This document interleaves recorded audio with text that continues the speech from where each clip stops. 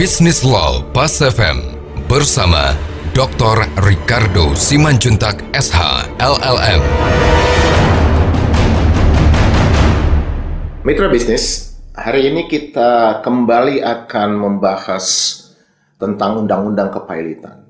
Undang-undang ini menjadi menarik, apalagi dalam situasi perekonomian yang masih berada pada turbulensi yang sulit diprediksi, ya kan? Walaupun kalau kita lihat sangat kita harapkan bahwa Indonesia akan tetap mampu melaluinya dengan baik. Akan tetapi dalam aktivitas bisnis kita mencoba untuk kembali meletakkan di mana sebenarnya instrumen atau hukum kepailitan itu berada. Karena beberapa pihak melihat bahwa hukum kepailitan itu hanya sekedar sebagai alat tagih dari kreditur. Bahkan di awal-awal dulu undang-undang kepailitan ini menjadi alat perbankan atau alat kreditur untuk mengingatkan atau memaksa debitur untuk membayar utangnya dengan ancaman akan dipailitkan. Tapi dalam perkembangannya kita melihat bahwa undang-undang kepailitan ini justru bergerak kepada instrumen yang digunakan oleh debitur. Dalam pengertian lain bahwa debitur dalam beberapa perkara, tidak hanya di Indonesia tapi juga di luar, di Eropa, di Amerika, kepailitan banyak digunakan debitur sebagai alat untuk memaksa krediturnya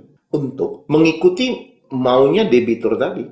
Dengan ancaman kalau krediturnya tidak mau, maka debitur tadi akan mempailitkan dirinya sendiri. Yang membuat pihak krediturnya mungkin akan tidak mengalami atau tidak mendapatkan nilai pengembalian pinjaman yang diharapkan. Artinya bahwa kepailitan itu adalah satu instrumen hukum yang tidak dimiliki siapapun. Artinya tidak berdiri untuk kepentingan apa. Kalau kita redaksikan sebaliknya, bahwa instrumen kepailitan itu memang dihadirkan untuk tidak hanya memberikan perlindungan kepada kreditur, tapi juga memberikan perlindungan kepada debitur. Dalam gambar besarnya, bahwa instrumen kepailitan itu justru menjadi salah satu hukum yang membantu penegakan kesehatan aktivitas berbisnis di suatu negara. Itu alasannya kenapa undang-undang kepailitan ataupun insolvency law itu menjadi salah satu bagian dari alat ukur Bank Dunia dalam project Ease of Doing Business. Artinya, Bank Dunia ketika dia ingin mengkualifisir satu negara itu sebagai negara yang sehat dan layak untuk dijadikan destinasi bisnis oleh para investor internasional, maka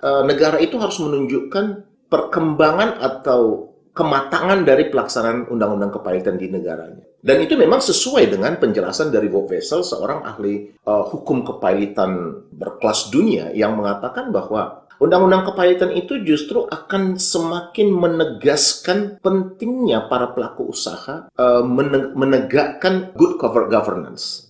Nah, ini menjadi satu poin yang menimbulkan pertanyaan, kenapa good corporate governance ini menjadi sangat penting? Karena memang banyak sekali debitur-debitur itu mengalami kebangkrutan, bukan karena faktor alamiah, tapi lebih pada faktor kealpaan, negligent, kerakusan, yang ketika dia mulai mengalami pertumbuhan dalam aktivitas bisnis utamanya, di core bisnisnya, dia langsung menggunakan generating income-nya untuk bisnis lain. Atau dia bahkan meminjam uang ke bank untuk melakukan aktivitas bisnis lain.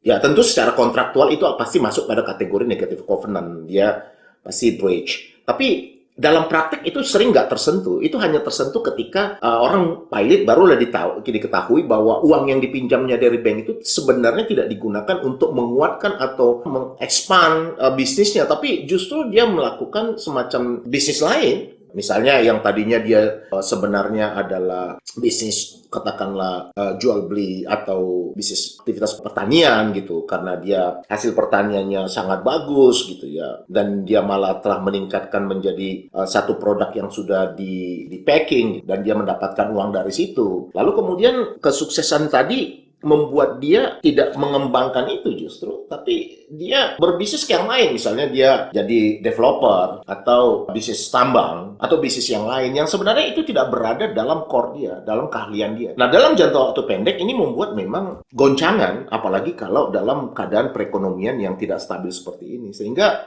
ketika bisnis yang dia lakukan mengalami permasalahan, dia akan membawa atau akan menyeret yang lain, aktivitas utama yang tadi untung tadi menjadi bermasalah. Sehingga dia akan masuk pada posisi yang dia tidak bisa tertolong lagi sehingga menimbulkan kebangkrutan. Demikian pembahasan kita hari ini. Saya Ricardo Simanjuntak untuk Business Law Pas FM.